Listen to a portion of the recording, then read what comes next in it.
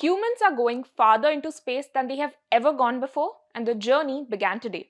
Hello and welcome to ThePrint. This is Akanksha Mishra, and today I'm here to talk about NASA's Artemis II mission, the first space mission in more than 50 years to send humans towards the moon. But the Artemis II astronauts, unlike the Apollo ones, are not going to be landing on the moon. No. This time, NASA is sending them on a flyby past the lunar surface, meaning that they will be orbiting the moon, flying past its dark side, and then coming back to Earth. The mission officially launched at 3:54 a.m. this morning on 2nd April from Florida's Kennedy Space Center, with 3 American and 1 Canadian astronaut set to make history. The astronauts are flying on the Orion spacecraft launched by the SLS or Space Launch System rocket for a 10-day mission that will first propel them into the Earth's orbit, and then, after checking that their systems are in place, they'll be ejected into a pathway that would circle the moon and then return to Earth. Why is a flyby necessary? What does it accomplish if they are not landing on the moon? Let's take a step back. The Artemis series of missions is an ambitious venture by NASA to put humans back on the moon after a gap of 50 years. There are a total of 4 missions planned under the series, with the final one, Artemis IV, scheduled to actually take humans to the lunar surface in 2028. It began with the Artemis I mission in November 2022, which was an uncrewed launch of the same Orion spacecraft towards the moon. And it was equipped with cameras, radiation sensors, and artificial mannequins called moonakins to mimic the crew. While Artemis I was a test flight to check if the spacecraft and the rocket were even equipped to go towards the moon, Artemis II is meant to check whether they are equipped to do the same thing with humans on board. For the eventual Artemis IV mission, which plans to land on Moon's south pole and allow astronauts to stay there for a week, NASA needs to ensure that its engineering and space technology is world-class. Artemis II is the latest step in that direction, and it has some of the most groundbreaking advancements in space science.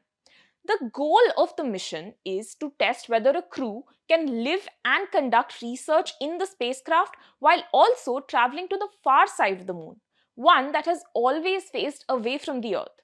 Now bear with me here. This isn't Ryan Gosling's Project Hail Mary mission yet, but it's quite close. From navigation to fuel management to life support systems, Artemis II is aiming much beyond the moon. The Orion spacecraft has been designed not for low Earth orbit like most satellites and spacecrafts today, but for deep space exploration.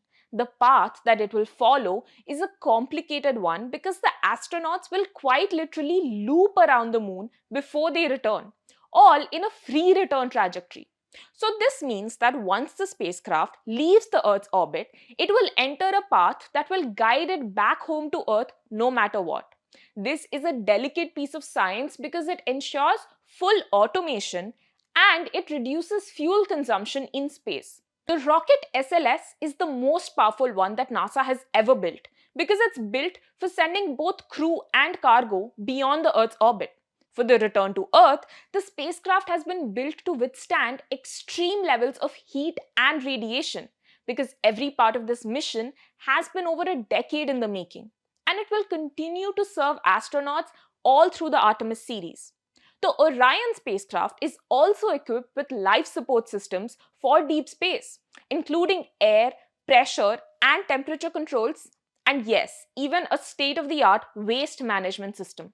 A fully strappable toilet with a door might seem common for us Earthlings, but for the space-bound astronauts, it's a luxury to be able to pee comfortably in space. The universal waste management system that was designed to work in a low-gravity environment, and it was built using 3D printed titanium. Shortly after the flight took off from Florida, the astronauts actually reported a problem with the toilet coming from a blinking fault light. However, an update from NASA 6 hours later ensured that it was taken care of a few hours into the flight and now is working comfortably.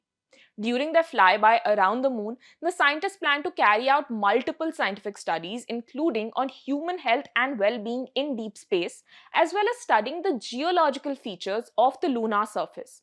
Along with that, the Artemis II mission will also carry CubeSats from Germany, South Korea, Saudi Arabia, and Argentina.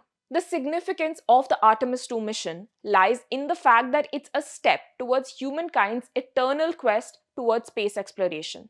It's built to last, and every day for the next 10 days, humanity will inch closer to deep space exploration. Not just the moon, Artemis II is laying the groundwork for humans to reach Mars and other celestial bodies in the future too.